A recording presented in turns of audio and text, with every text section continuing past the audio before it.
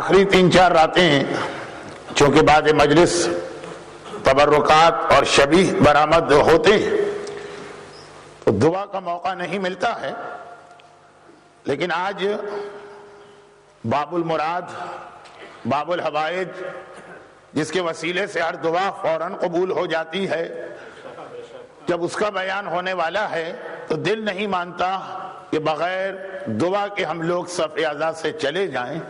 تو آغاز مجلسی میں دعا کی جاتی ہے کہ پروردگارہ تجھے واسطہ چہردہ معصومین کا، تجھے واسطہ وارث مشکل کشائے کائنات علی ابن ابی طالب یعنی باب المراد باب الحوائج ابی الفضل العباس کا، تجھے واسطہ ابی الفضل العباس کی والدہ ام البنین، تجھے واسطہ حسین مظلوم کی دکھیاری ماں فاطمہ زہرا کا کہ جس نے ہمیشہ عباس کو اپنا بیٹا کہا۔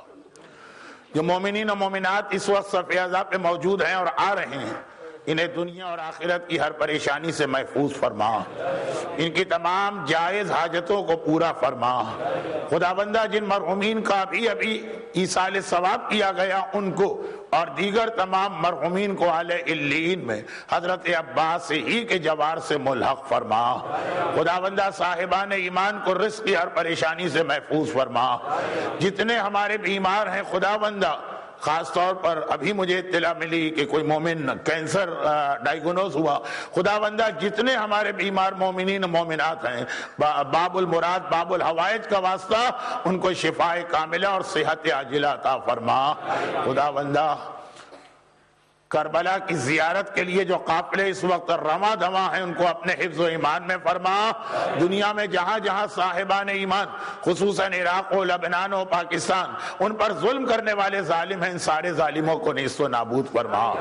خداوندہ آج ہم باب الحوائج کے مصائب سنیں گے انشاءاللہ، ہمیں جلد از جلد باب حوائج کے روضے پر کربلا معلیٰ میں پہنچا، اور خداوندہ ان تمام مظالم کے انتقام اور مقصد حسین کو مکمل کرنے والی اپنی آخری حجت وارث معصومین امام زمانہ کے ظہور میں تعجیل فرما۔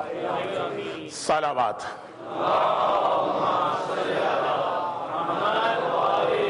لا حول ولا قوة الا بالله العلي العظيم حسبنا الله ونعم الوكيل نعم المولى ونعم النصير اعوذ بالله من الشيطان الرجيم بسم الله الرحمن الرحيم الحمد لله رب العالمين وهو رب الشهداء والصديقين والصلاة والسلام والتحية والإكرام على الرسول النبي العبد المؤيد والمصطفى الأمجد والمحمود الأحمد أبي القاسم محمد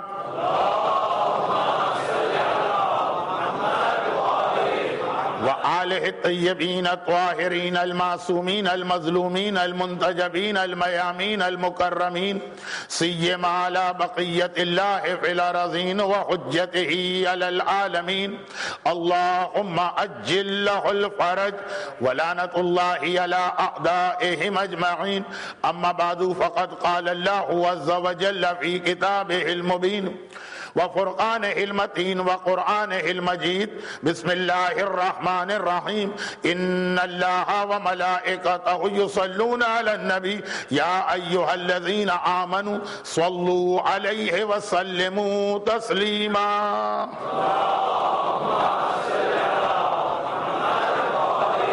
ولایت 1432 ہجرہ کے 1432 ہجری کے باب المراد اسلامک سینٹر کے اس عشرہ محرم کا عنوان، اور اگرچہ ہم 2 دن سے اس چیز کو واضح کرنے کی کوشش کر رہے تھے کہ آخر ولایت کیا چیز، یہ خالی زبان سے کسی چیز کا اقرار کرنا یا ولایت ہم سے عمل میں بھی کسی قسم کی تبدیلی چاہتی، اور میں نے 2 دن یہ کوشش کی۔ آج کی مجلس بہت ہی زیادہ سیدھے سادے انداز میں پڑھنا پڑے گی ورنہ وقت میں موضوع مکمل نہیں ہو پائے گا۔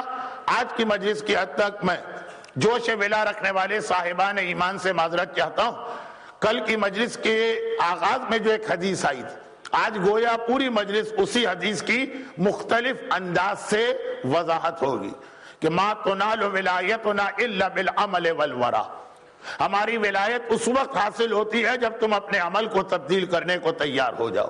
تو میں نے مختلف مثالیں جمع کی تھی کہ ولایت درخت جب مانتا ہے اور حجر جب مانتا ہے اور ہوا جب ولایت کو مانتی ہے اور پانی جب ولایت کو مانتا ہے اور آگ جب ولایت کو مانتی ہے اور کائنات کی ہر شے جب ولایت امام کو تسلیم کر رہی ہے تو ان کی ولایت خالی یہ نہیں ہے کہ وہ زبان سے کسی چیز کا اقرار کر رہے ہیں.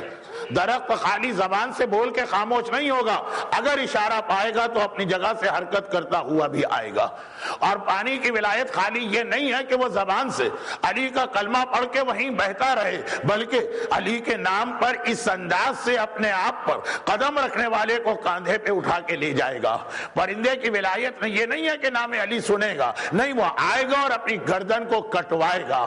تو جیسی ولایتیں ہمیں, اب یہ چونکہ 2 دن یہ بات ہو چکی اس لیے ذرا میں نے جلدی یہ جملہ عرض کیا, جس انداز سے ولایت کے یہ ماننے والے ہمارے سامنے آئے, اور پھر وہ تاریخ کی مثالیں بھی کہ لوگ یہ نہ کہیں یہ کم عقل یا بے عقل اللہ کی مخلوق ہے. نہیں, ماننے والا مرد ہے, آ کے خود ہاتھ کٹواتا ہے کیونکہ ولایت کا مطلب سمجھتا. ماننے والی اگر مومنہ ہے تو آ کے خود اپنے آپ کو سزا کے لیے پیش کر رہی ہے کیونکہ ولایت کے مفہوم کو جانتے ہیں. تو یہ والی ولایت, اب ایک سوال یہ کہ یہ والی ولایت آدمی میں پیدا کیسے ہو, لیکن اس سے پہلے اپنی اس بات کو اس طرح مکمل کرو کہ یہ والی ولایت, یہ والی جو اطاعت چاہ رہی, جو حکم کی تعمیل چاہ رہی, جو صرف یہ دیکھتی ہے کہ اس موقع پر امام ہم سے کیا تقاضا کر رہے ہیں, جو یہ نہیں کرتی ہے کہ زبان سے علی کا نام لے, دل میں علی کی محبت رکھے, لیکن باقی سارا جسم نہ صرف یہ کہ علی کی سیرت سے مختلف ہو, بلکہ بعض اوقات تو دشمن علی کی سیرت پہ عمل ہوتا نظر آئے. ایسا نہیں. ولایت جو بہترین طریقے سے ہمیں اگر سمجھائی گئی تو اس آیت میں جس کو میں 4 دن سے تلاوت کر رہا تھا, اب تک موقع نہ ملا اس کی وضاحت کا, اور صرف عرض یہ کرنا تھا کہ ولایت کا یہ والا پیغام ایسا بھی نہیں ہے کہ بالکل نیا پیغام ہے, کوئی مومن یہ کہہ دے کہ ہم نے آج تک نہیں سنا. جو آیت 4 دن سے تلاوت ہو رہی, اور ایسی کہ میں خود آیت کو پڑھتے ہوئے درمیان میں اس جگہ رک جاتا ہوں جہاں نہیں رکنا چاہیے, لیکن اس لیے رک جاتا ہوں کہ میں دیکھتا ہوں کہ مجمع مجھ سے پہلے اس آیت کو پڑھ رہا, یعنی پورے مجمع کو یہ آیت زبانی یاد. ضرورت بھی نہیں کہ اس آیت کو ان کو سنایا جائے. ادھر میں نے یا ایھا الذین آمنوا صلوا علیہ کہا اور مجمع نے خود ہی آیت کو مکمل کر لیا. بدقسمتی یہی ہے. اگر کوئی ایسا حکم اسلامی ہو کہ جو ہم نے آج تک نہ سنا ہو اور پھر ہم سے کہا جائے یا قیامت کے دن پوچھا جائے تو ایک ایکسکیوز صحیح بھی, جسٹیفائی بھی, کہ ہمیں تو آج تک پتہ ہی نہیں تھا. لیکن یہ والی آیت جو اتنی زیادہ صاحبان ایمان کو یاد کہ خطیب کو یا ذاکر کو یا عالم کو یا مجھ جیسے طالب علم کو مکمل کرنے کی ضرورت بھی نہیں. اس کا پیغام کتنے لوگوں نے کبھی غور کیا؟ اور یہاں رک کے ایک بات اور عرض کر دوں کہ یہ آیت سورہ احزاب کی آیت. یہ جملہ میں نے کیوں عرض کیا؟ قرآن کی ہر آیت کسی نہ کسی سورہ کی آیت ہوتی, یہ سورہ احزاب کی آیت. یہ میں نے کیوں عرض کیا؟ سورہ احزاب کا کوئی انتہائی گہرا تعلق ہے کربلا اور عاشورے سے. دلیل اب وقت نہیں ہے, جب میں وقت کی کمی کی وجہ سے مولا کے فضائل جس انداز سے 6-7 دن پڑھ رہا تھا آج نہیں پڑھ پا رہا ہوں, تو اس قسم کی باتوں کی تفصیل میں جانے کا وقت کہاں سے ملے گا. لیکن دلیل کا صرف ایک جملہ, اعمال روز عاشورہ. آپ سب لوگ روز عاشورہ کے اعمال انجام دیں گے اور ساری زندگی انجام دیتے چلے آ رہے ہیں. روز عاشورہ کی نماز جو رکھی اس میں سورہ احزاب کو الحمد کے بعد پڑھنے کا حکم ہے, اور خاصا طویل سورہ, لیکن صاحبان ایمان حتی الامکان اس نماز کو سورہ احزاب کے ساتھ پڑھنے کی کوشش کرتے. اسلام کا کوئی حکم بغیر کسی لاجک یا مصلحت یا فائدے کے نہیں ہوتا. عین عاشورے کے دن شب قدر میں نہیں پڑھوائی جا رہی ہے سورہ احزاب والی نماز، 15 شعبان کو نہیں پڑھوائی جا رہی ہے سورہ احزاب والی نماز، عین عاشورے کے دن جب سوائے رونے اور غم کرنے اور ماتم کے کسی چیز کا دل نہیں چاہتا، لیکن حسین کی نماز تو ہمیں یاد رہتی ہے تو ہم پڑھ بھی رہے ہیں نمازیں، اور خاص روز عاشورہ کی نماز جب پڑھوائی تو ایک ایسے سورے کی تلاوت کروائی گئی جو عام طور پہ واجب اور مستحب نمازوں میں تلاوت نہیں کیا جاتا۔ کوئی وجہ ہوگی کہ پورے سال میں اگر اسلام نے انتخاب کیا یا چوز کیا تو عاشورے کو دن کو چوز کیا سورہ احزاب کے لیے۔ سورہ احزاب کی ایک آیت تو ہر بچے کو معلوم ہے، آیت تطہیر۔ سورہ احزاب میں وہ آیت ولایت بھی ہے جو غدیر خم کے میدان میں رسول نے پہلے پڑھی تھی، النبی اولی بالمؤمنین من انفسہم، النبی اولی من المؤمنین بانفسہم، نبی ہے تمہارا مولا۔ یہ سورہ احزاب کی آیت ہے کہ جس کا اختتام اور تکمیل غدیر خم میں ہوئی کہ جب نبی تمہارا مولا تو علی بھی تمہارا مولا۔ سورہ احزاب ہی میں یہ والی آیت بھی آئی جو ہمارے یہاں آیت درود کہلاتی ہے، لیکن بس یہ سورہ احزاب کی اہمیت میں نے بتائی کہ خالی اہمیت نہیں، اس کا عاشورے سے کتنا گہرا تعلق اور کربلا سے اس کا کتنا گہرا تعلق، اس میں آیت آئی۔ اب تک سوال یہ کہ اتنا تو آپ کو اندازہ ہوگا چاہے آپ نے عربی نہیں پڑھی کہ آیت میں ایک نہیں 2 حکم دیے جا رہے ہیں۔ ولایت کسے کہتے ہیں یہ سمجھیے اس آیت سے جو بچے کو یاد ہے، یا ایھا الذین آمنوا صلوا علیہ، ایک حکم یہ دیا گیا، اور اتنا پکا مومن کو یاد کہ اگر مومن ہے تو اس کے جینیٹک کوڈ میں یہ حکم گویا گیا کہ ابھی پوری آیت نہیں پڑھی جاتی اور مومن کی زبان حرکت کرنے لگتی ہے، درود پڑھنے لگتا، صلو علیہ،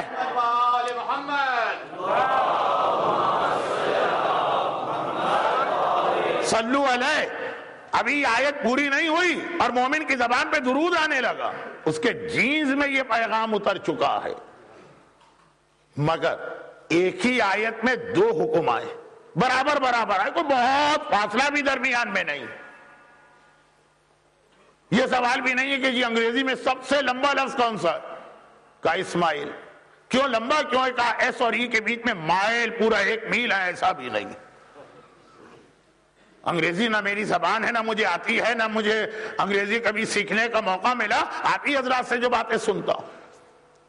آیت کے اندر 2 حکم آئے، درمیان میں فاصلہ بھی نہیں، صلو علیہ وسلموا تسلیما، ایک حکم پہ تو آپ نے فوراً عمل کیا، اور بہت اچھی بات ہے۔ اسی طرح سے مومن دوسرے حکم پر بھی عمل کرے۔ وہ ہے کیا دوسرا حکم؟ کتنے لوگوں نے آج تک کبھی غور کرنے کی کوشش کی ہے کہ بھئی صلو علیہ ہے اور سلمو ہے، تو صلو علیہ پہ تو ہم نے عمل کر لیا، یہ سلمو کیا ہے، اس پر ہم کیا عمل کرتے ہیں، یہ ہے کیا چیز؟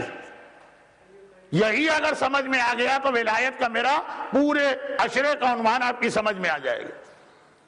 صلو علیہ تو یہ تحفہ درود ہے جو آپ ہی نہیں بھیجتے، ان اللہ بھی وملائکتہ، اور اس کے ملائکہ بھی، لیکن سلموا تسلیما۔ اور دیکھیں 2 حکم آئے ہیں، صلو علیہ سلم۔ اللہ نے جب اپنی طرف نسبت دی تو صلو میں تو کہا کہ میں بھی تمہارے ساتھ شریک ہوں، سلمو میں نہیں کہا۔ سلمو میں اللہ نے نہیں کہا کہ میں تمہارے ساتھ شریک ہوں، آیت کہی تو ان اللہ وملائکتہ یصلون۔ تو سلمو کوئی ایسی منزل ہے جس میں اللہ شریک ہو ہی نہیں سکتا ہے، وہ ہے کیا؟ باقی ساری بحثیں چھوڑیے، وقت نہیں ہے۔ باب الحوائج، باب مراد حضرت عباس اور ان کی والدہ ام المنین کا ذکر آج مجھے کرنا، لیکن کبھی غور کیا ہے کہ ایک آیت زندگی بھر ہم نے سنی ایسی کہ ہمیں زبانی یاد ہو گئی، ہم قرآن کے حافظ بنے ہو کہ نہ بنے ہو، اس آیت کے حافظ بن گئے، اور اس کا 2 حکم میں سے ایک حکم پر ہم اتنے بے چین ہوتے ہیں عمل کرنے کے لیے کہ ابھی خطیب بات پوری بھی نہیں کر پایا اور ہم نے درود بھیج دیا، تو دوسرا حکم آخر اس نے کیا قصور کیا، اس میں کیا کمی رہ گئی ہے کہ نہ عمل کرنے کے بارے میں سوچتے ہیں، نہ مطلب سمجھا کرتے ہیں کہ وہ ہے کیا چیز۔ سلموا تسلیما. سلموا تسلیما ہے ولایت. کون سی ولایت؟ جس کو میں 3 دن سے بتا رہا تھا، بلکہ سمجھیے چاند رات سے بتا رہا ہوں. یہ جو خالی زبان نہیں، اصلی ولایت سلموا تسلیما. قرآن کے بارے میں اصول یاد رکھیے، ان القرآن یفسر بعضہ بعضا. قرآن کی بہترین تفسیر یہ ہے کہ قرآن ہی کی کسی اور آیت سے مدد لو. قرآن کی تفسیر اگر قرآن ہی سے کرو تو اس سے بہتر کوئی تفسیر نہیں ہے. یہ یہاں سلموا تسلیما جو آیا ہے درود میں آیا، کیا پورے قرآن میں یہ کہیں اور بھی آیا ہے کہ نہیں آیا؟ اور اگر کہیں اور آیا ہے تو اسی طرح آیا ہے جس طرح اس آیت میں آیا کہ بس سلموا کہا اور اللہ آگے بڑھ گیا، یا وہاں سمجھایا ہے کہ کیا ہے سلموا؟ سورہ نساء میں یہ حکم آیا ہے. اللہ آپ لوگوں کو 4 معصومین کی تمام زیارتوں کا شرف جلد از جلد عطا کرے. جائیے اور گھر والوں کے ساتھ جائیے اور اپنے بچوں کو لے کے جائیے. خاص طور پر ان والدین سے ریکویسٹ ہے جن کے بچے یہاں پیدا ہوئے، وہ ذرا جا کے دیکھیں. وہ بھی ایک ماحول ہوتا، وہ بھی ایک دنیا، ایمان کی دنیا. زیارت رسول خدا جب آپ پڑھیں گے مدینہ پہنچ کر، تو اس زیارت رسول خدا کا اختتام جو ہے قرآن کی آیت پر، وہ آیت کے فوراً بعد والی آیت سورہ نساء کی آیت نمبر 64 زیارت رسول خدا کا حصہ. حاجی سے پوچھئے، عمرہ کرنے والے سے پوچھئے جو روضہ رسول پہ گیا، اور 64 نمبر کی آیت زیارت میں آئی. ہم لوگ تو 17 ربیع الاول کو رسول خدا کی ولادت کا دن اور 28 صفر کو رسول خدا کی وفات کا دن جہاں بھی دنیا میں ہو رسول خدا کی زیارت پڑھتے ہیں. یہ آیت 64 اس میں، اور اس کے بعد 65 آیت جو سلموا تسلیما کو بتا رہی ہے. یہ لفظ قرآن میں 2 جگہ آیا ہے. سورہ احزاب میں خالی سلموا تسلیما آیا، سورہ نساء میں سمجھا کے آیا کہ یہ ہوتا کیا ہے. فلا وربک لا یؤمنون. اور کل والی بات کہ اللہ کو آج قسم کھانا پڑ رہی ہے. کون سا مسئلہ ہے جس کے لیے اللہ کو قسم کھانا پڑ رہی ہے؟ فلا وربک لا یؤمنون. اور قسم کے بعد بھی بڑا عجیب لفظ آیا جو کل امام نے فرمایا تھا، واللہ ما شیعتنا الا من اطاع اللہ الا من اتقى اللہ واطاعہ. قسم بخدا ہم کسی کو شیعہ نہیں مانتے جب تک کہ متقی نہ بنے. آج اللہ کہہ رہا ہم کسی کو مومن نہیں مانتے. ہمارے یہاں اردو میں کسی کو کہہ دیجئے تم بے ایمان، ایک مرتبہ آگ بگولا ہو جائے گا، خیز و غضب میں آ جائے گا، جلال میں آ جائے گا. اللہ کہہ رہا فلا وربک لا یؤمنون، میں نہیں مانتا کسی کے ایمان کی. تیرے رب کی قسم لا یؤمنون، کوئی مومن نہیں، سب بے ایمان، بے ایمان. ایمان کسی اور مطلب میں لے لیں گے لوگ. بعض اوقات تو الفاظ کو پکڑ کے ایسی بحث کر دی جاتی ہے کہ سلپ آف ٹنگ کی بھی لوگ چھوٹ نہیں دیتے. فلا وربک لا یؤمنون، تیرے رب کی قسم کوئی مومن نہیں، حتی یحکموک فیما شجر بینہم، جب تک کہ اپنے سارے ڈسپیوٹ اور مسائل میں تجھے اپنا حکم نہ بنائے. فیصلہ تیرا ہوگا. ثم لا یجدوا فی انفسہم حرجا مما قضیت، اور پھر جو تو فیصلہ کر دے تو دل میں بھی ان کا یہ خیال نہ آئے کہ یہ فیصلہ کیوں کیا گیا. دل تو اپنے کنٹرول میں نہیں ہوتا ہے، لیکن مومن کی پہچان ہے وہ اپنے دل کو بھی ایسا کنٹرول میں رکھے کہ دل میں بھی یہ بدگمانی نہ آنے پائے کہ ایسا کیوں کیا. چونکہ آج حضرت ام المنین کے حوالے سے مجھے بات کرنا تو خواتین سے بات کر لوں. کل رات سے جو بات چلی تھی، مثلا اللہ کے رسول نے اگر یہ فیصلہ کر دیا کہ مرد کو، مرد تو نہیں بیٹے کو بیٹی کے مقابلے میں باپ کی جائیداد میں ڈبل حصہ ملے گا، کیوں؟ آخر دونوں کا برابر کا رشتہ اس مرنے والے سے، یہ اس کا بیٹا، یہ اس کی بیٹی، بیٹے اور بیٹی کا رشتہ برابر ہے، کیوں آخر؟ جبکہ عام طور پہ بیٹیاں باپ سے زیادہ محبت بھی کرتی ہیں اور باپ کی خدمت بھی زیادہ بیٹیاں ہی کیا کرتی ہیں. بیٹوں کو تو اپنی بیویوں کی خدمت سے فرصت ملے تو سوچیں کوئی باپ بھی دنیا میں ہوتا ہے مسئلہ. لیکن اس کے باوجود دیکھیں عنوان ایسا میں نے اشارہ کیا، عورت اور مرد کا اسلام میں فرق، اسلام میں عورت اور مرد کی ذمہ داریوں میں فرق، حقوق میں فرق، یہی تو پورا اشرا ہو جائے گا. لیکن لا یجدوا فی انفسہم حرجا، دل میں بھی یہ تنگی نہ آئے کہ آخر اللہ کے رسول نے ہمارے حق میں یہ فیصلہ کیوں کیا. لا یؤمنون حتی یحکموک فیما شجر بینہم ثم لا یجدوا فی انفسہم حرجا مما قضیت ویسلموا تسلیما. اور جو تو کہہ دے سر جھکا کے اس کے اوپر عمل کرتے چلے جائیں, سر جھکا کے اسے قبول کرتے چلے جائیں. رسول کا کام ہے زبان سے کوئی جملہ کہنا اور صاحب ایمان کا کام ہے فوراً اس پر عمل کرنا. وائی لاجک, فلسفی, منطق. پیغمبر کے ہر حکم کے اندر کوئی نہ کوئی لاجک ہوتی, پیغمبر کے ہر حکم میں کوئی نہ کوئی فلسفی ہوتی. کوئی حکم بغیر فائدے کے نہیں ہے, لیکن مومن یہ چیزوں کے چکر میں نہیں پڑتا. مومن تو صرف یہ دیکھتا ہے کہ میرے مولا رسول نے یہ کہا ہے, میرا کام ہے آنکھیں بند کر کے اطاعت کرنا. سوال کرنا, آرگومنٹ کرنا, ڈیبیٹ کرنا یہ میرا کام نہیں. یہ قرآن نے سمجھایا, اس کو کہتے ہیں یسلموا تسلیما. آئیے آیت درود فلا وربک والی آیت کتنے لوگوں کو یاد, لیکن آیت درود تو یاد ہے نا. کیا کہا؟ یا ایھا الذین آمنوا صلوا علیہ. جب اس رسول کا نام سنو تو ایک بار درود بھیجو, وسلموا تسلیما. اور جب اس کا حکم سنو, نام سنو تو درود بھیجو, اس کا حکم سنو تو ایک مرتبہ سر جھکا کر اس حکم کی پابندی شروع کر دو. پیغمبر کے ہر حکم کو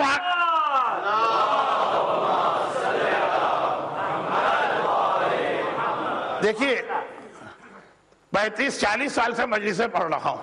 مجھے معلوم ہوتا ہے مجلس سے پہلے ہی کہ کون سی مجلس ایسی ہوگی کہ مجمع جوش میں اپنی جگہ سے کھڑا ہو جائے, اور کون سی مجلس ایسی ہوگی کہ مجمع اتنا ٹھنڈا بیٹھا رہے گا. پہلے سے معلوم ہوتا ہے کہ ہم کیا پڑھ رہے ہیں. لیکن ولایت, آج شب 8 محرم ہو گئی ہے, ایک کل ہی کی رات ہے, پرسوں تو شب عاشور. تو ہر صورت میں مجھے اس منزل سے آگے بڑھنا تھا. چنانچہ میں ان مومنین کرام کے جذبات کو محسوس کر رہا ہوں کہ اللہ, اتنی ٹھنڈی مجلس مولانا کو پڑھنا تھی, کل ہی بتا دیتے تو ہمارے پاس بہت چوائس ہے لندن کے اندر. لیکن پیغام پہنچانا ضروری تھا, اس لیے مومن کی 2 ذمہ داریاں بنی. صلو علیہ, نام سنے گا درود بھیجے گا یعنی احترام رسالت. وسلموا تسلیما, حکم سنے گا فوراً عمل کرنے دوڑے گا. اور ان دو میں سے دیکھیے, اللہ تو رسول کا حکم نہیں مانے گا نا. اللہ صلو علیہ میں ہمارے ساتھ ہے, سلموا تسلیما میں اللہ ساتھ نہیں ہوگا. آیت کے انداز کو دیکھیے گا, یہ ہے ولایت, جس ولایت کی ڈیمانڈ کی جا رہی ہے کہ اللہ اگر رسول کو مولا مانا ہے تو جو رسول کہتے جائیں وہ تمہیں کرنا ہے. کوئی آرگومنٹ نہیں, کوئی بحث نہیں, اور یہ بھی نہیں کہ چلو بحث نہ کرو, لیکن کی اپنی جاؤ گے, نام رسول کا ہوگا, زندگی تم اپنے طرح, یہ بھی نہیں ہوگا. یہ ہے رسالت کا کو مولا ماننا. اور رسول نے غدیر میں کہہ دیا من کنت مولا فعلی مولا, جیسا میں مولا ہوں ویسا علی مولا ہے. تو جس طرح رسول کا حکم آنکھیں بند کر کے ماننا ہے, اسی طریقے سے اگر علی کو مولا مانا ہے, زبان کے ساتھ دل بھی بولا نا علی مولا علی مولا, اگر علی کو مولا مانا ہے تو رسول ہی کی طرح سے ہر حکم کے اوپر عمل کرنا. اور یہ پیغام اتنے مختلف انداز سے بتایا گیا کہ مثلا ایک چھوٹی سی بات دیکھیے, ہمارا عقیدہ تو ہے نا کہ اللہ رسول بہرحال اس کے بندے, تمام بندوں میں سب سے افضل, اور علی رسول کے وارث و جانشین ہیں. رسالت کا مرتبہ رسول, اس کے بعد علی آتے ہیں, پھر ہم اور آپ بھی آتے ہیں. سورہ ابراہیم کی 24ویں آیت کو اللہ کے رسول مسجد النبوی میں واضح کر رہے ہیں, بیان کر رہے ہیں. سورہ ابراہیم کی آیت نمبر 24, اس میں ہمارا آپ کا تذکرہ آ گیا کہ ولایت کیسے ہوتی, سلموا تسلیما کیسا ہوتا. بہت سارے اشارے ہیں. اس وقت کی کمی کی وجہ سے اس وقت خالی یہی ایک مشہور حدیث پڑھ رہا ہوں. ضرب اللہ مثلا کلمۃ طیبۃ کشجرۃ طیبۃ اصلها ثابت وفرعها فی السماء. قرآن کی ایک آیت آئی کہ کلمہ طیبہ کی مثال اس درخت جیسی ہے جس کی روٹس زمین میں ہوتی ہیں اور اس کا اسٹیم یا برانچز آسمان میں. کعبے میں ہم نے دیکھا بھی مشکنی کے موقع پر جب علی دوش رسول پہ کھڑے تھے تو پیغمبر نے ایک سوال کیا تھا, اے علی اس وقت کہاں پہنچے ہو؟ کہا کہ یا رسول اللہ اتنی بلندی پر ہوں کہ آسمان سے جو چیز چاہے اٹھا سکتا ہوں. اور اس وقت پھر ایک جملہ ہے جو شاہ عبدالحق محدث دہلوی نے مدارج النبوہ میں نقل کیا.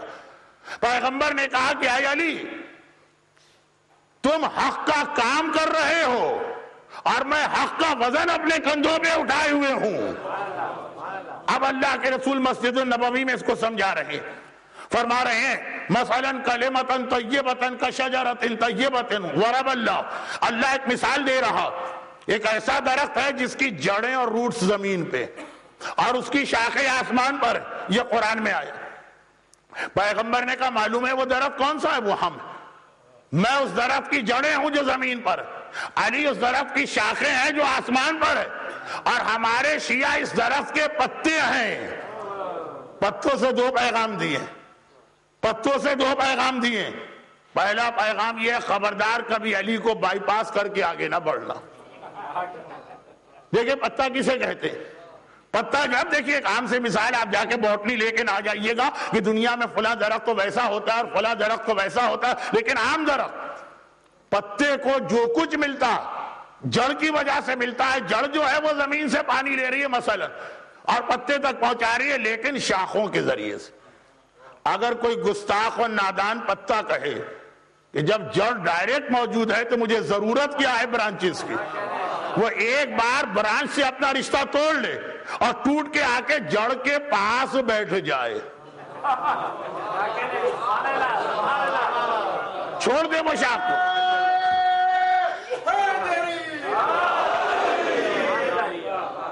کہے کہ جب جڑ موجود ہے سارا فائدہ مجھے جڑ سے مل رہا ہے، یہی زمین سے منرل لے کے مجھے پہنچا رہی، یہی زمین سے پانی لے کے مجھے پہنچا رہی، سامنے موجود ہے جڑ زمین کے اندر، میں پھر کیوں محتاج رہوں برانچز کا، شاخ کا؟ اس نے ایک بار شاخ سے اپنا رشتہ توڑ لیا، چھوڑ دیا شاخ، سیدھا آ کے جڑ کے قدموں میں بیٹھ کے، بہت قریب بالکل دیوار ملی ہوئی، بلکہ اس سے بھی زیادہ قریب، بالکل قریب آ کے بیٹھ تو گیا، لیکن ہوگا کیا؟ 2-4 دن تک تو وہاں رہے گا، اس کے بعد سوکھنا شروع ہوگا، رنگ اڑے گا، پتا جو ہے سوکھ جائے گا، اور ایک وقت میں اتنا سوکھے گا کہ آئے گا کوئی کوڑا اٹھانے والا، ایک بار اس کو اٹھا کے جا کے آگ میں ڈال کے جلا دے گا کہ اب یہ کسی کام کا نہ رہا۔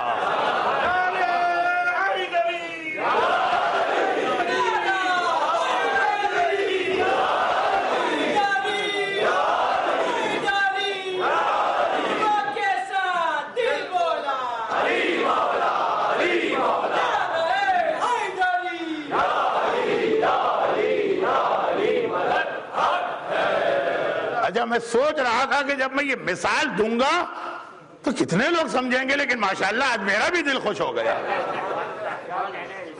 تو جڑ محمد وآل محمد،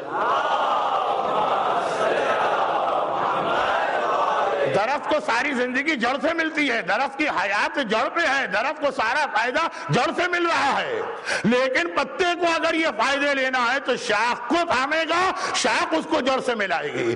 اگر اس نے برانچ کو چھوڑ دیا، سیدھا چلا گیا جڑ کے پاس، تو جلا تو دیا جائے گا آگ میں، فائدہ کچھ نہ ملے گا۔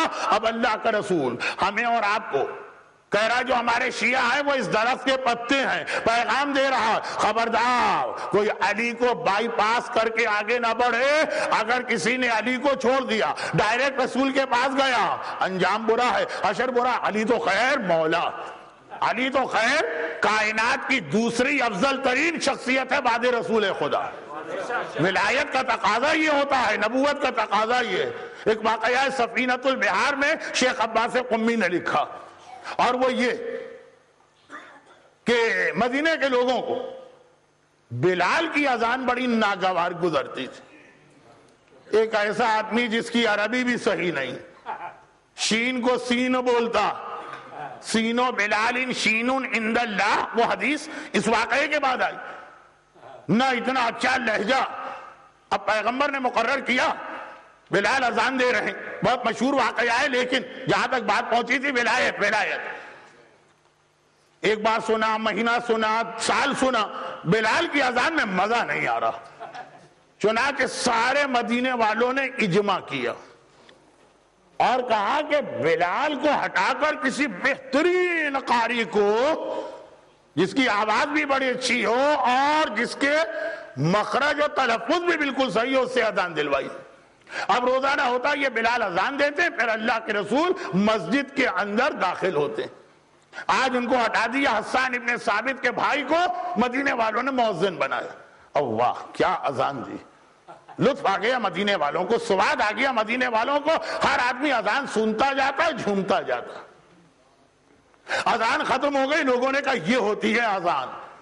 اتنے سالوں کے بعد آج یہ پتا چلا کہ اذان کسے کہتے ہیں. اور اب پیغمبر کا انتظار ہو رہا ہے، ٹائم وقت فضیلت آ رہا ہے، گزر رہا، اور لوگ گھبرا گئے. اب تک اللہ کے رسول نہ آئے، خیریت تو ہے. لوگ گئے دروازے پہ دستک دی. پیغمبر نے دروازہ کھولا، کہا کیا بات؟ یا رسول اللہ، وہ اذان ہو چکی ہے، نماز کا وقت فضیلت کہیں نہ چلا جائے، آپ مسجد میں آئے کیوں نہیں؟ طبیعت تو خراب نہیں ہو گئی، بیمار تو نہیں ہو گئے؟ پیغمبر نے کہا اذان ہو گئی؟ کب ہوئی اذان؟ میں تو انتظار کر رہا ہوں بہت دیر سے. کہا کہ یا رسول اللہ کب ہوئی؟ ارے آج تو ایسی اذان ہوئی کہ آج تک مدینے میں ایسی اذان نہیں ہوئی تھی. پیغمبر نے کہا کیوں بھائی، کیا خاص بات تھی؟ کہا آج فلاں صاحب نے اذان دی ہے. کیا کہنا ان کی اذان کا؟ کیا لطف آیا، کیا مزہ آیا؟ پیغمبر بظاہر گھبرا کے پوچھا انہوں نے اذان دی تو میرے بلال کو کیا ہوا؟ کہا یا رسول اللہ بلال کی اذان میں مزہ نہیں آتا، تو ہم نے بلال کو اپنی جگہ سے ہٹا دیا. پیغمبر نے فرمایا کہ جب تک بلال اذان نہیں دے گا میں آ کے نماز نہیں پڑھاؤں گا. اگر میں کسی حبشی غلام کو بھی مقرر کر جاؤں تو کسی کو حق نہیں ہے اسے اپنی جگہ سے ہٹانے کا. ایک حبشی غلام اپنی جگہ سے نہیں ہٹ سکتا. تو غدیر میں جسے اللہ نے نور کل کو ہاتھ میں اٹھا کر رسول اللہ نے کہا علی مولا ہے، اگر کوئی علی کو اس کی جگہ سے ہٹا دے.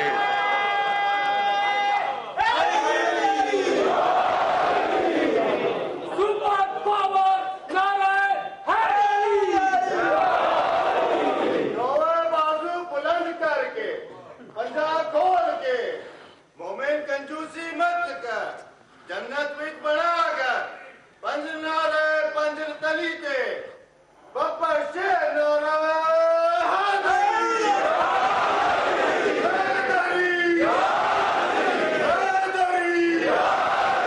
اسی طرح تلوار دی چلائے.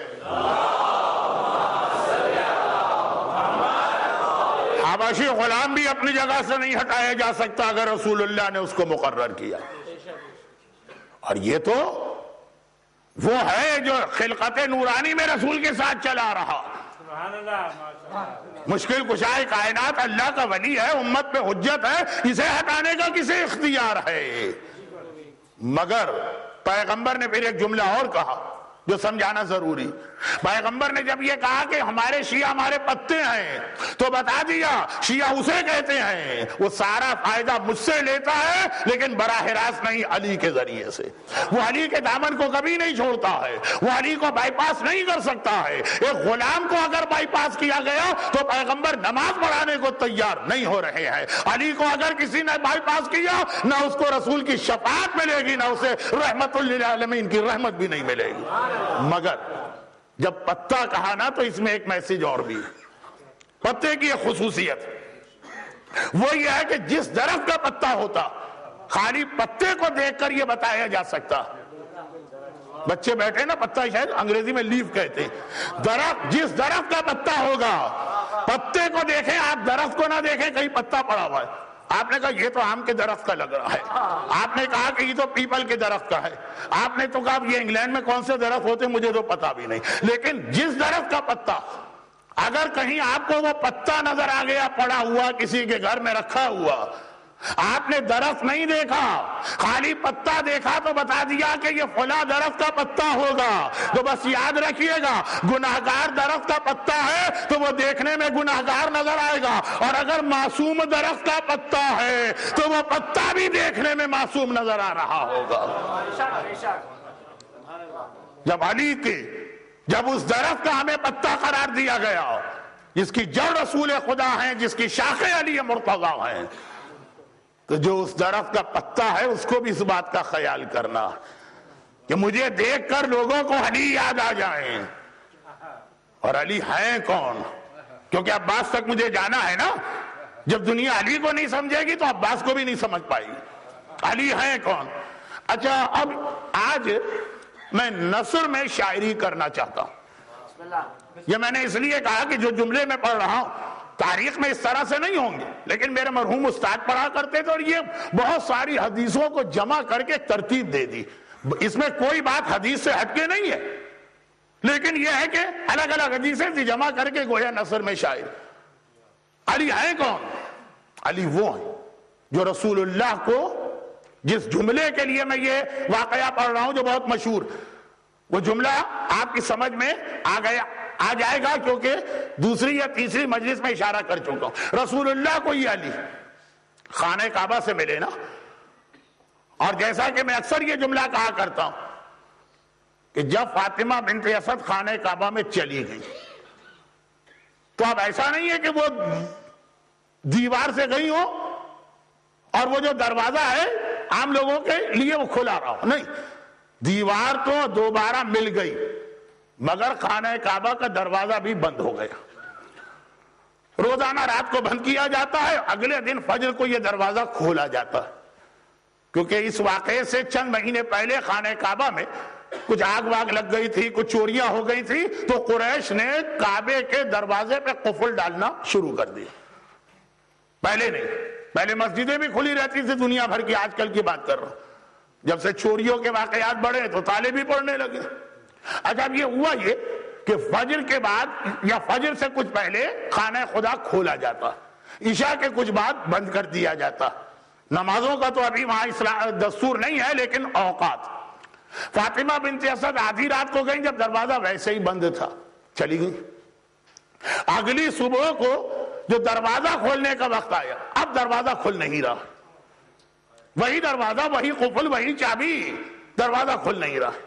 اور ادھر یہ خبر بھی پھیلی ہوئی ہے کہ بھئی آدھی رات کے وقت سردار مکہ، رئیس بطحا، وارث کعبہ، محافظ حرم ابو طالب کی بیوی خانہ خدا میں بند ہو گئی. خبر بھی پھیل رہی. آدھی رات کو صحن میں بہت کم لوگ ہوتے ہیں لیکن جو تھے، اب آہستہ آہستہ ہی خبر پھیل رہی. تو اب دو باتیں ہو گئی. ایک تو ویسے ہی ابھی تک اعلان اسلام تو ہوا نہیں، وہ دشمنیاں تو ڈیولپ ہوئی نہیں ہیں. ابو طالب بھی مکے کے 14 سرداروں میں سردار مانے جاتے ہیں، 13 اور قبیلے ان کے اپنے سردار ہیں. تو اب حضرت فاطمہ بنت اسد کا خانہ کعبہ میں بند ہو جانا، خبر پھیل رہی ہے. ایک تو یہ پریشانی، اور دوسرا یہ ہے کہ خود خانہ خدا بند ہو گیا. اور یہ بتا دوں کہ رجب کا مہینہ عرب میں عمرے کا سب سے افضل مہینہ مانا جاتا تھا. پورے عرب کے لوگ آئے ہوئے تھے عمرہ کرنے. قریش ہر ایک کو کعبے میں جانے دیتے تھے اور اس کے چارج لگاتے تھے، اتنے دینا پڑیں گے، لوگ دیتے تھے. اب تو ان کی آمدنی بھی ماری جا رہی ہے، اس وقت دروازہ بند ہے خانہ خدا کا. خانہ خدا ہی نہیں کھلا ہوا ہے تو پیسے کس بات کے لیں گے. اب پریشان آگے بڑھے. جتنے بڑے لوگ مکے کے تھے سب نے باری باری ٹرائی کی. اچھا یہ ایک فطرت بھی ہے آدمی کی، دیکھیے گا کبھی، اور وہ یہ ہے کہ آپ کہیں جائیے لاک کو کھولنا چاہیں چابی کی مدد سے اور نہیں کھولے تو جو آدمی بھی قریب ہوگا کہے گا لاؤ ذرا چابی مجھے دو، میں ٹرائی کرتا ہوں. اس سے نہیں کھولے گا، قریب والا کہے گا لا ذرا مجھے دینا، میں ٹرائی کرتا ہوں. کیونکہ زبان سے کوئی کہے کہ نہ کہے، دل میں یہ ہے. ہر آدمی سمجھتا ہے میں ہوں عقل مند، باقی ہے بے وقوف. اس سے نہیں کھولا مجھ سے کھل جائے گا. تو سارے سردار قریش 13 کے 13 ٹرائی کر کے تھک گئے. اس کے علاوہ جو بڑے لوگ ہیں سب آ رہے ہیں، ہر ایک کوشش کر رہا. یہاں دو مسئلے ہو گئے، ایک بہرحال فاطمہ بنت اسد کا بند ہونا، اور ایک اس سے بڑا اپنی کمائی، اپنی آمدنی ختم ہوئی جا رہی ہے. چنانچہ ہر ایک کوشش کر رہا ہے. تو اب میں نے بڑے غور سے تاریخ میں دیکھا، بڑی محنت کی، بڑی جستجو کی. میرا مطالعہ نہیں تو اپنے اساتذہ سے پوچھا کہ جتنے لوگوں نے آ کے خانہ خدا کا دروازہ کھولنا چاہا، اس میں ابو طالب کا نام نظر آ رہا ہے کہ نظر نہیں آ رہا؟ بھائی ابو طالب کے تو گھر کا مسئلہ، ان کی تو بیوی خانہ خدا میں بند ہو گئی. سردار قریش بھی ہیں، وارث کعبہ بھی ہیں، محافظ حرم بھی ہیں. سب سے زیادہ تو انہیں پریشان ہونا چاہیے. ہر ایک نے آ کے کوشش کی. ابو طالب تو گھر سے باہر ہی نہیں نکلے. ارے بھائی یہ ابو طالب کو کس بات کا اطمینان ہے؟ اتنے اطمینان سے گھر میں کیوں بیٹھے ہیں؟ تو میں اکثر کہتا ہوں یہ ابو طالب کا اطمینان نہیں ہے، یہ ابو طالب کا ایمان ہے. ایمان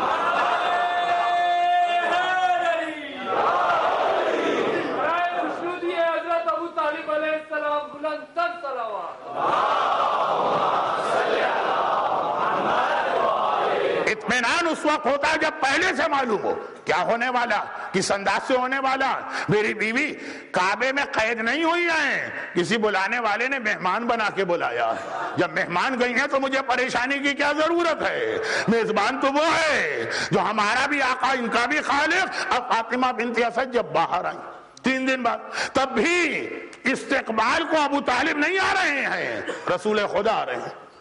اور اس وقت کا وہ جملہ کہ ایک بار پریشانی کے عالم میں فاطمہ بنت اسد کا کہنا کیا ہے, محمد میں بہت پریشان ہوں, جب سے یہ بچہ پیدا ہوا آنکھیں نہیں کھولی. اب آپ سمجھ گئے ہوں گے نا, 2 ہی بچے ہیں جنہوں نے آنکھیں نہیں کھولی.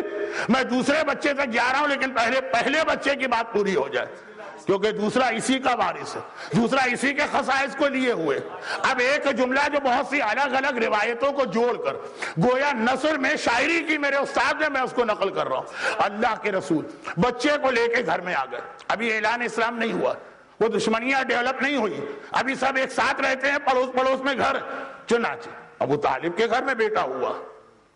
ابو طالب کے گھر میں, ابو طالب سردار ہے اور سب سے بڑے سردار ہیں. ایک ہیبت ہے ابو طالب کی, ایک شان ہے ابو طالب کی, ایک جلال ہے ابو طالب کا.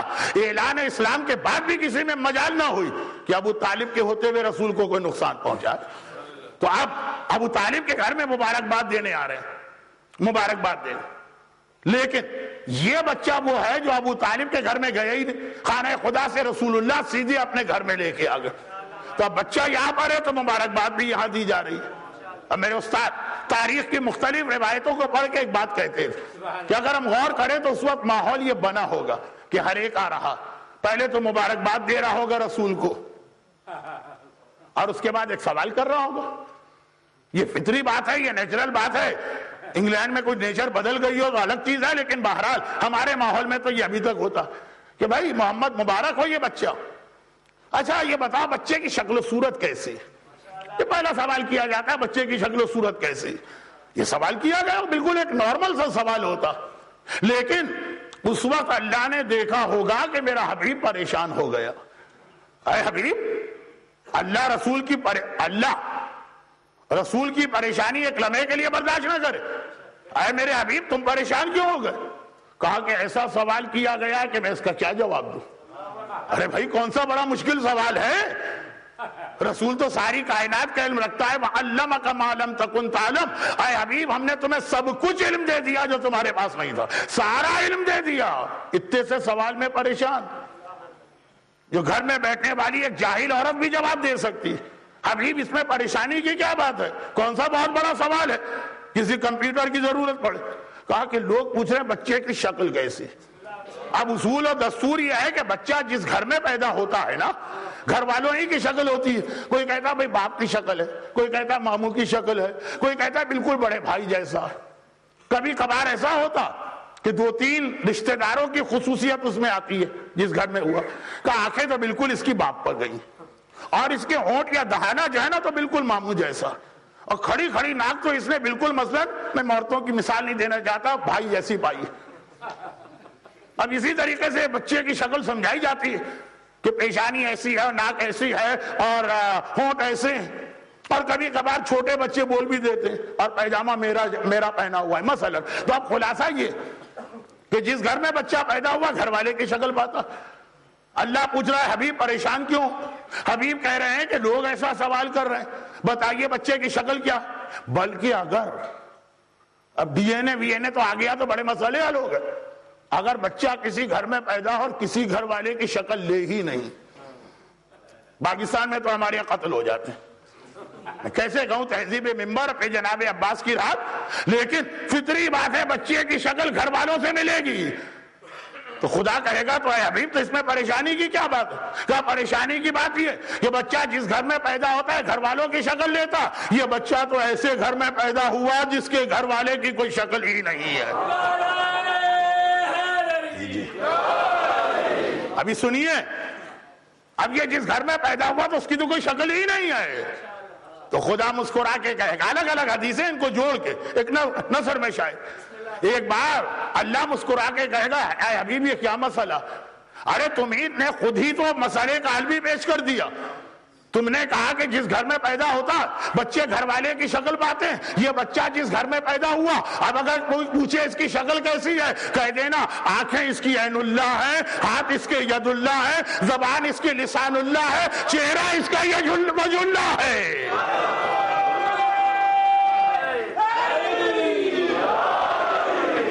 جس گھر میں پیدا ہوگا وہی تو شکل پائے گا نا، چہرہ وجہ اللہ، آنکھیں عین اللہ، کان اذن اللہ، زبان لسان اللہ، ہاتھ ید اللہ۔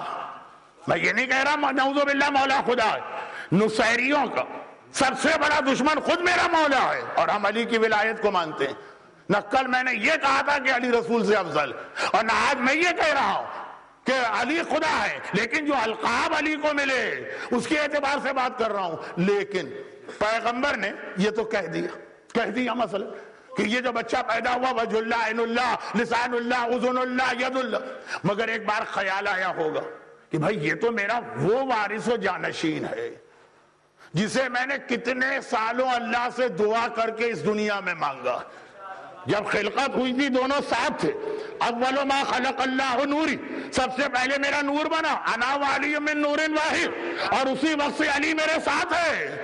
اب یہ جو جدائی ہو گئی کہ رسول 30 سال پہلے آ گئے، تو کتنی دعائیں رسول نے مانگی ہیں کہ وہ علی جو آدم کی خلقت سے پہلے میرے ساتھ تھے، جب آدم مسجود ملائکہ بنے اور میں ان کی پیشانی میں تھا وہ میرے ساتھ تھے، جب میرا نور صلب نوح میں تھا کشتی نوح میں علی میرے ساتھ تھے، جب میں ابراہیم کے شکم میں تھا، ابراہیم کے صلب میں تھا اور وہ نارے نمرود میں پھینکے جا رہے، علی وہاں میرے ساتھ ہیں، علی اسماعیل میں میرے ساتھ ہیں، علی ہر منزل پہ میرے ساتھ رہے۔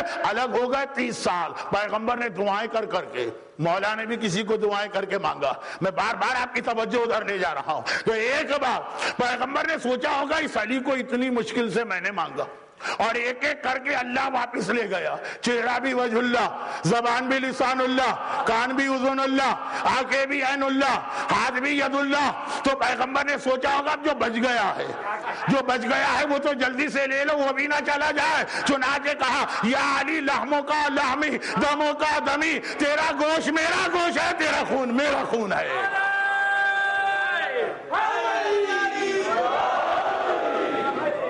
مگر اس میں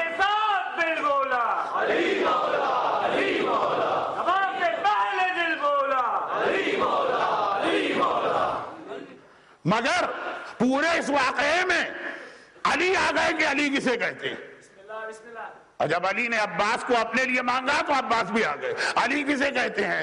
اب اگر کوئی اسی دن 16 رجب کو رسول کے گھر میں جائے، خدیجہ طاہرہ کے گھر میں، علی گہوارے میں لیٹے، اور آپ کو نظر آئے گا ایک بڑی عجیب سی مسکراہٹ علی کے چہرے پہ، عجیب معصومیت والی، ایک عجیب انداز، جیسے کوئی آدمی کسی چیز کا مزہ لے کے ہنس رہا ہو۔ علی بڑے عجیب انداز سے ہنس رہے ہیں جیسے مزہ لے رہے ہیں۔ یا امیر المومنین آپ کس بات کا مزہ لے رہے ہیں؟ کہا کہ بھئی آج تو واقعا لطف آ گیا، مزہ آ گیا، میں دنیا میں آیا اور دنیا میں آتے ہی میں ختم بھی ہو گیا، اس لیے کہ میرے دو حصے ہو گئے، آدھا مجھے اللہ نے لے لیا، آدھا مجھے رسول اللہ نے لے لیا، آدھا میں اللہ کا ہو گیا، آدھا رسول اللہ کا۔ یعنی آج کے بعد اب اگر کوئی علی سے محبت کرے گا، علی سے محبت کرے گا ہی نہیں، آدھی محبت اللہ سے کرے گا، آدھی محبت رسول اللہ سے کرے گا، اور اگر کوئی علی سے بغض و دشمنی رکھے گا، علی سے دشمنی نہیں کرے گا، آدھی دشمنی اللہ سے کر رہا ہے، آدھی دشمنی رسول اللہ سے کر رہا ہے۔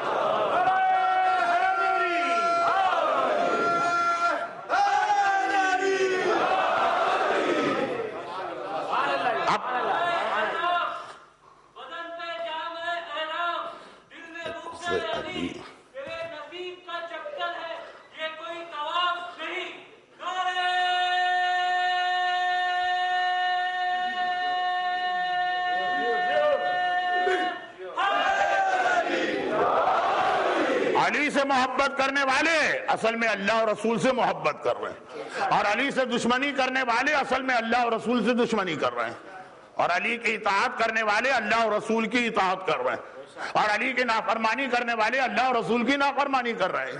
علی خود کچھ نہ رہے، جو ہوئے اب وہ اللہ اور رسول کے لیے ہو گئے، بس علی کو اپنا ایسا ہی وارث چاہیے جو خود کچھ نہ ہو، جیسے میں رسول کے لیے ہوں ویسا وہ حسین کے لیے ہو جائے۔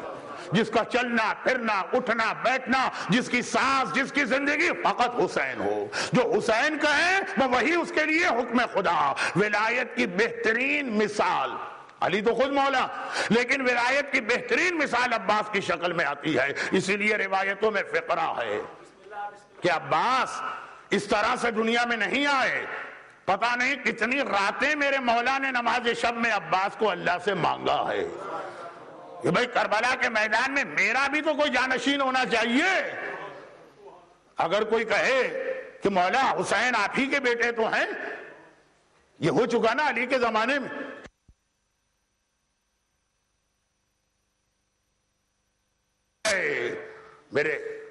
میرے حسین کی حفاظت کرنے والا بات بہت جلدی جلدی کروا۔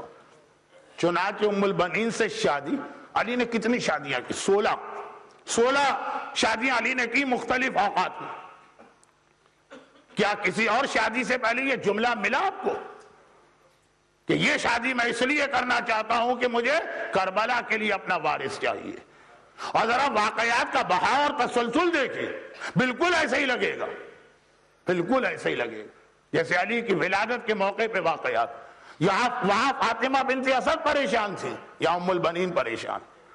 وہاں علی پیدا ہو کے آنکھ نہیں کھول رہے جب تک کہ رسول کی آغوش میں نہیں جاتے، یا عباس پیدا ہو کے آنکھ نہیں کھول رہے جب تک حسین کی آغوش میں نہیں جاتے۔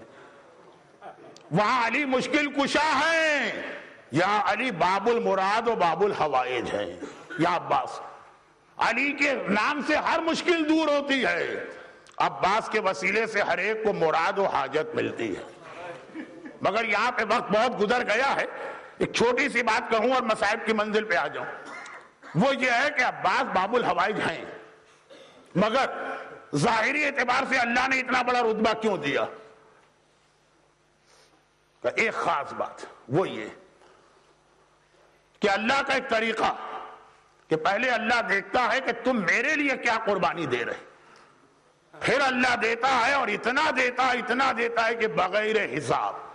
ہم تو گن کے دیتے ہیں نا، بھئی اتنے کی پرچی کاٹیے گا، یہ اتنے فارم میں بھرے، اتنے ڈائریکٹ ڈیبٹ کروا لیجئے گا۔ اللہ اس طرح سے نہیں دیتا حساب کتاب، دیکھتا ہے تم نے دیا، بغیر حساب دیتا۔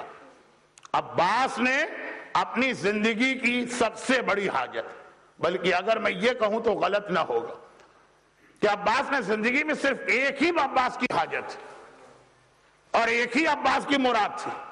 میرے بابا نے اللہ سے دعائیں کر کر کے مجھے جس کربلا کے لیے مانگا، وہ کربلا ہے تو میں کس طرح سے اپنے بابا کی خواہش پوری کروں گا۔ ساری زندگی عباس پلے اسی تصور پر، کربلا کربلا کربلا۔ میرا کام صرف کربلا میں اپنے بابا کی نمائندگی کرنا۔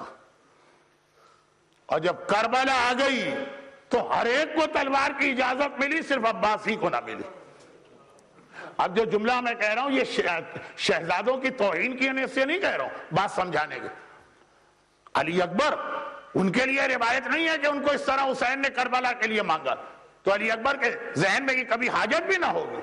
ایسے جذبہ تو ہے، جب بابا پہ وقت آئے گا اکبر سب سے آگے، مگر جس طرح سے عباس بچپنے سے اپنی ماں سے سنتے آئے، ذرا بڑے ہوئے سارے رشتہ دار یہی کہہ رہے، ذرا بڑے ہوئے سارے محلے والے یہی کہہ رہے، ذرا بڑے ہوئے بابا کے سارے اصحاب یہی کہہ رہے ہیں، اور عباس تیار ہیں۔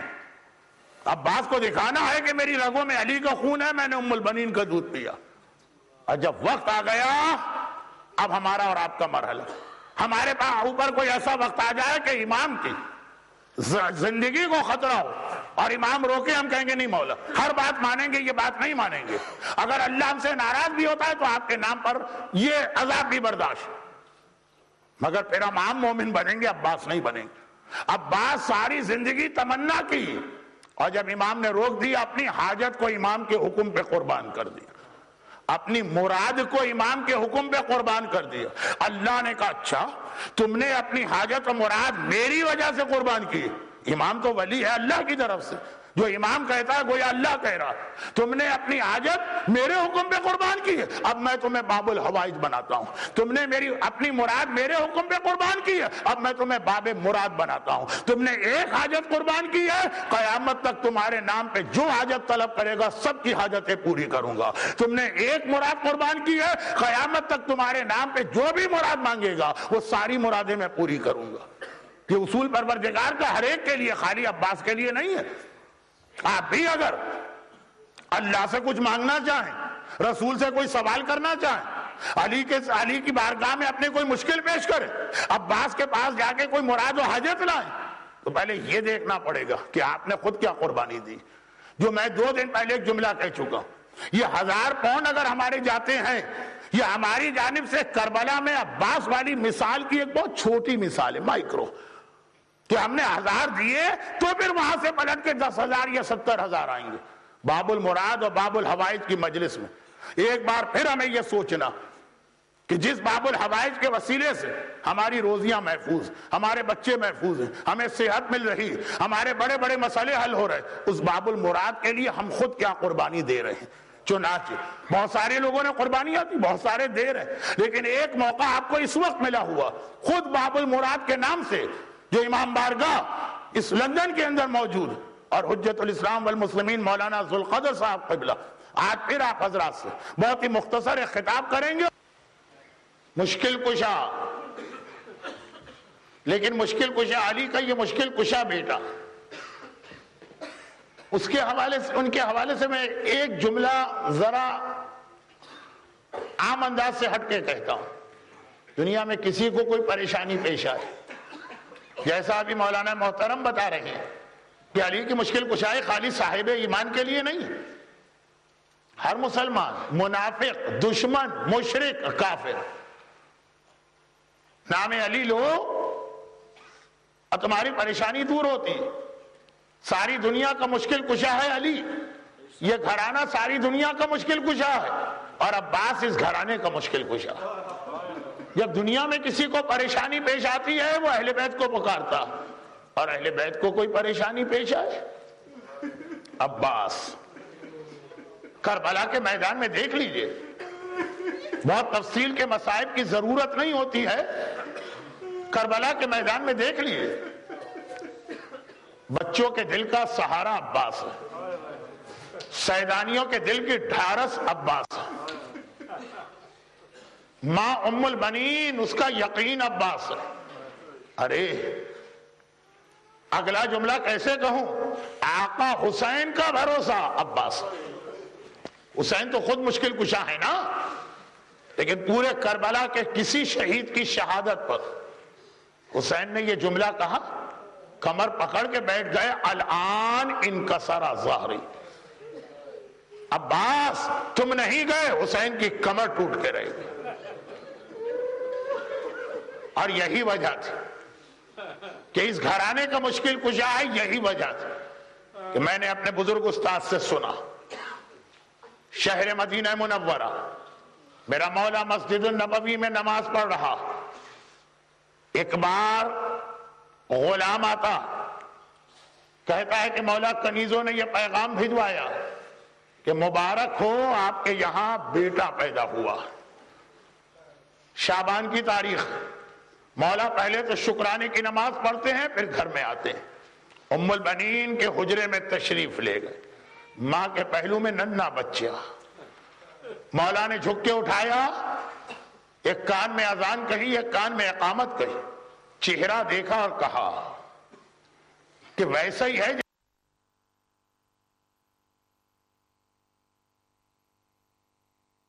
لیکن ام البنین تم بہت غمگین و پریشان نظر آ رہی،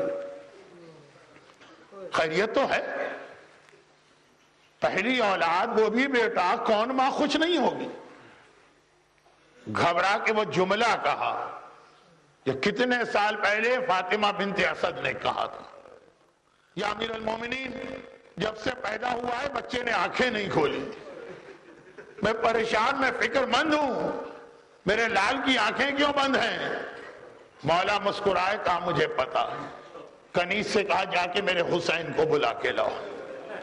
حسین آئے، بابا آپ نے مجھے کیوں بلایا؟ ایک بار علی نے بچہ حسین کی گود میں دیا، بیٹا باپ کا تحفہ قبول کرو۔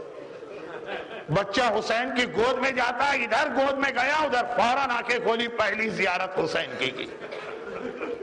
یہی جملہ کربلا میں کہا تھا، آقا پہلی زیارت آپ کی ہے تو آخری زیارت بھی آپ کی کرنا چاہتا ہوں۔ لیکن کربلا سے پہلے کہ 2 جملے ابھی مدینے کے سن لیں۔ بچہ حسین کی گود میں گیا، آنکھیں تو کھولی لیکن آنکھیں بھی بعد میں کھولی۔ جیسے ہی حسین کی گود میں گیا، ننھے ننھے ہاتھ پھیلا دیے، ننھے ننھے ہاتھ بڑھا دیے، شاید پیغام دے رہا ہوں، آقا ہاتھوں کا نذرانہ تو ابھی سے لے لیجیے۔ ایک بار علی نے دوبارہ بچے کو گود میں لیے، چہرہ دیکھتے جاتے ہیں، کہتے جاتے ہیں ویسا ہی ہے جیسا میں نے اللہ سے مانگا تھا، میں اس کا نام عباس رکھتا ہوں، عباس شیر۔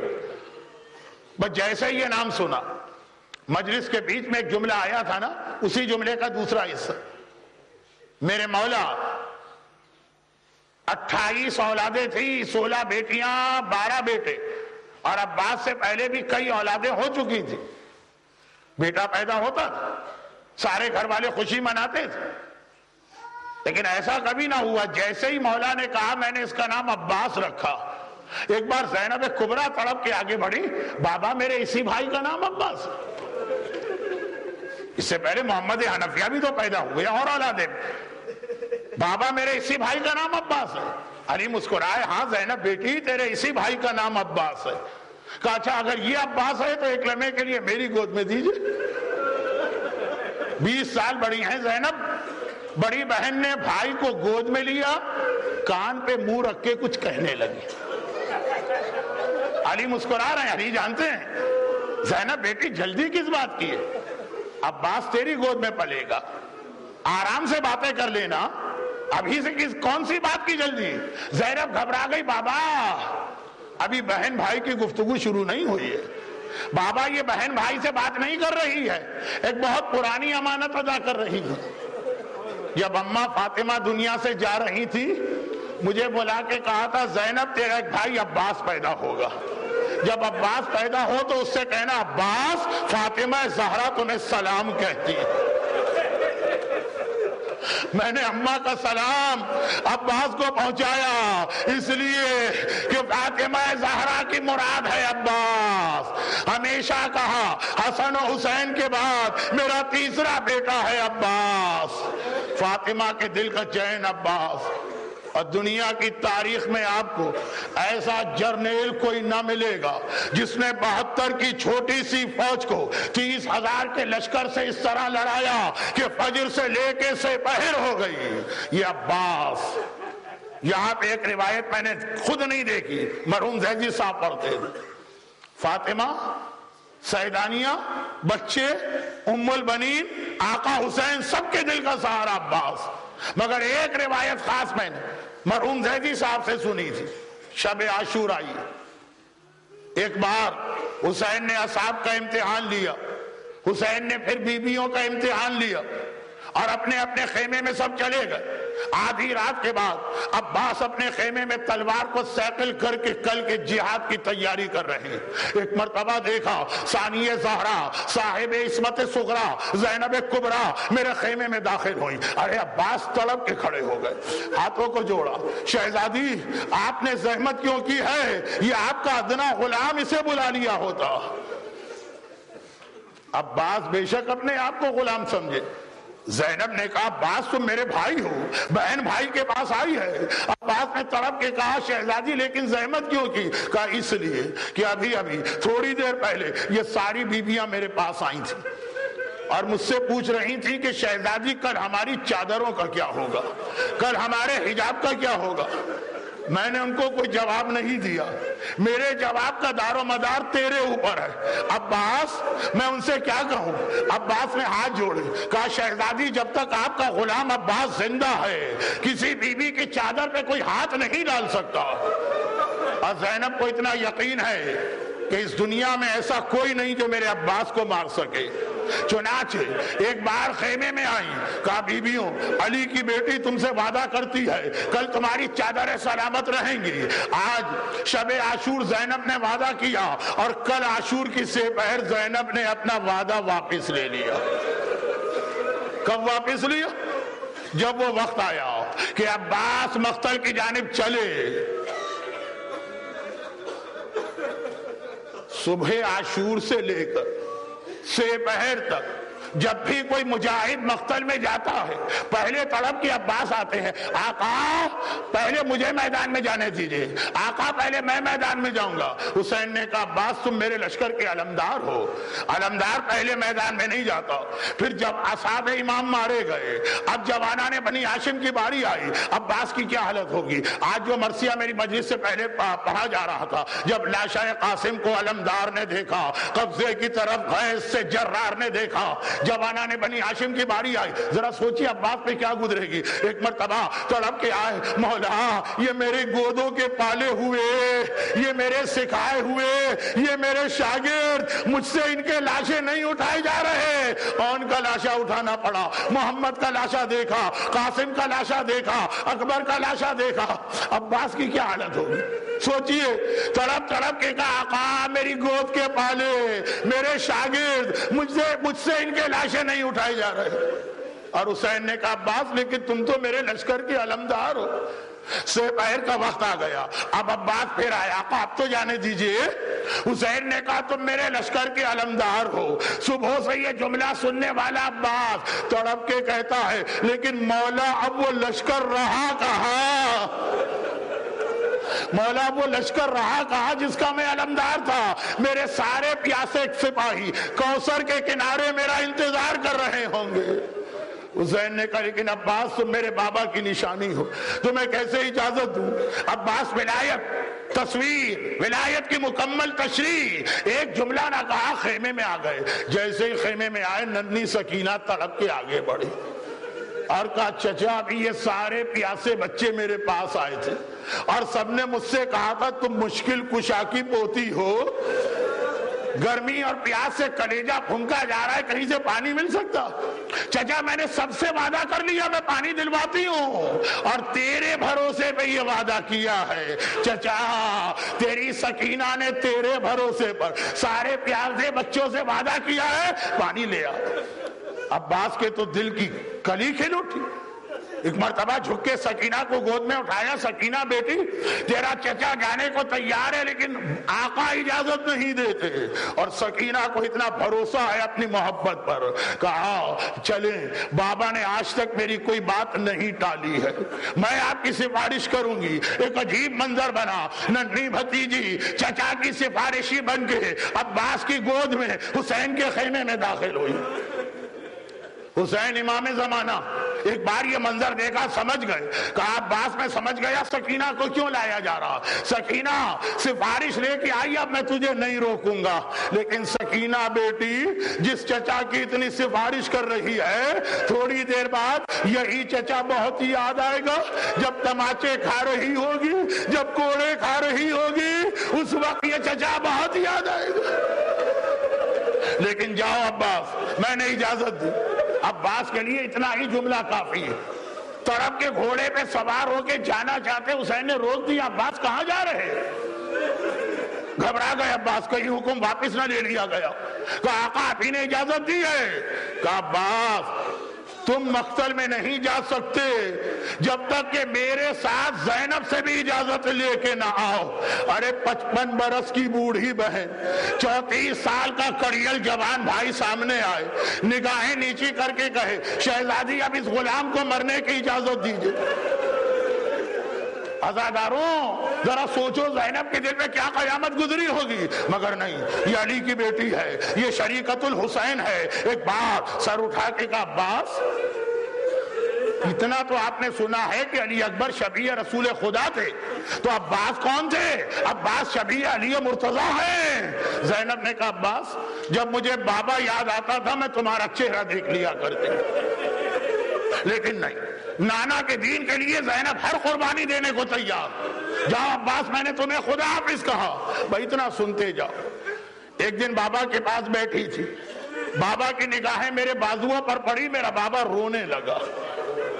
میں نے کہا بابا آپ میرے بازو دیکھ کے کیوں رو رہے ہیں؟ کہا زینب جہاں آج شہزادی بن کے بیٹھی ہو، ایک دن قیدی بن کے لائی جاؤ گی، سر پہ چادر نہیں ہوگی، بازوؤں میں رسی ہوگی، وعدہ کرنا بددعا نہ کرنا، بددعا نہیں کرو گی، میں نے وعدہ کر لیا۔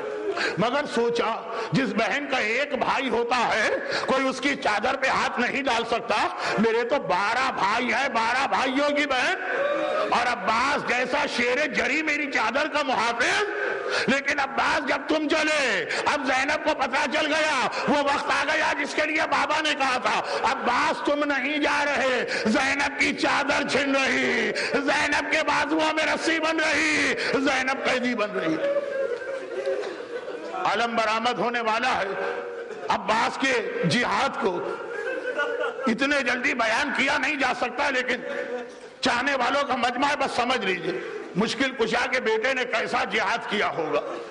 دشمن نے بھی کہا ہوگا ایسا لگ رہا ہے آج عباس فرات کی جانب نہیں جا رہے، حیدر کرار خیبر کو فتح کر رہے ہیں، حیدر کرار کا بیٹا، حیدر فاتح خیبر کا بیٹا فرات پہ جا کے قبضہ کیا، پانی کی مشق کو لے کے واپس آ رہا۔ 30,000 کے لشکر نے عباس کو گھیرے میں لیا۔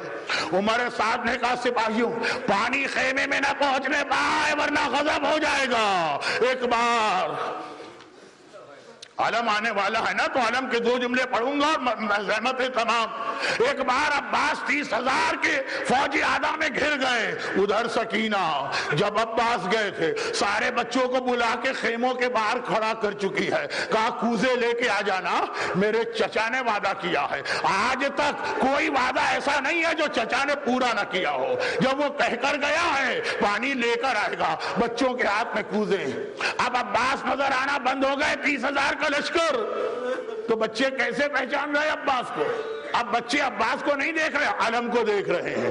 عزاداروں آپ ہی علم کی زیارت نہیں کرتے، کربلا کے سارے نبی زادے امام زادے علم کو دیکھ رہے۔ علم بڑھا، علم بڑھا، علم بڑھا، فرات تک علم گیا، علم واپس آیا۔ وہ علم جو واپس آیا سکینہ خوش ہو گئی، کہا بچوں دیکھا میرے چچا نے وعدہ پورا کیا نا، یہ علم نہیں آ رہا، یہ پانی آ رہا ہے، تیار ہو جاؤ۔ لیکن آگے بڑھتے بڑھتے ایک بار علم دائیں طرف جھکا، ایسا لگا علم گرنے والا، سکینہ گھبرا گئی، اللہ خیر کرے یہ علم جھکا کیوں؟ نہیں علم سنبھل گیا، علم سنبھل گیا، سیدھا ہاتھ بے شک کٹ گیا ہو، عباس نے علم سنبھالا، علم اور آگے بڑھا، سکینہ نے کہا تیار ہو جاؤ، ایک بار علم بائیں طرف جھکا، سکینہ پھر پریشان، اللہ خیر کرے یہ میرے چچا کا علم کیوں جھکا، الٹا ہاتھ کٹ گیا، عباس نے علم سنبھالا، علم اور آگے بڑھا، اب بہت قریب آ چکا ہے، سکینہ خوش ہو گئی، مگر ایک بار دیکھا بڑھتے بڑھتے علم زمین کربلا پہ ٹھنڈا ہوا، آواز آئی آقا علیکہ منی السلام، اپنے غلام کا آخری سلام لیجئے۔ سکینہ نے پانی کا کوزہ ہاتھ سے پھینکا، زمین کربلا، ایک بار کہا چچا مجھے پانی نہیں چاہیے، سکینہ پانی نہیں چاہیے، تو آ جا، تو آ جا، مگر حسین ایک بار چلے، میں مصائب ختم کرتا ہوں، ہمارے ماتمی اس سے زیادہ سن نہیں سکتے، بس آخری جملے سنیے، ایک لمحے ٹھہر جائیے، آخری جملے۔ حسین گئے، ایک بار علم لے کر آئے، علم زینب کو دیا، کہا زینب اب میں جا رہا ہوں، عباس مرا اب میں جا رہا ہوں۔ علی کی بیٹی نے علم لیا، صحن خیمہ میں آئی، آواز دی اے کلثوم، اے رقیہ، اے فروا، اے رباب، اے لیلا ذرا آنا تو، ساری بیویاں آ گئیں، زینب کے ہاتھ میں علم ہے، زینب کہتی ہے بیویو میں نے کل رات کو وعدہ کیا تھا تمہاری چادر سلامت ہے، میں اپنا وعدہ واپس لیتی ہوں، جس کے بھروسے وعدہ کیا تھا، میرا عباس مارا گیا، علم آ گیا، علمدار نہ آیا، علم آ گیا، علمدار نہ آیا، واہ عباسا، واہ عباسا، اپنی جگہ سے کھڑے ہوئی، علم آ گیا، علمدار نہ آیا۔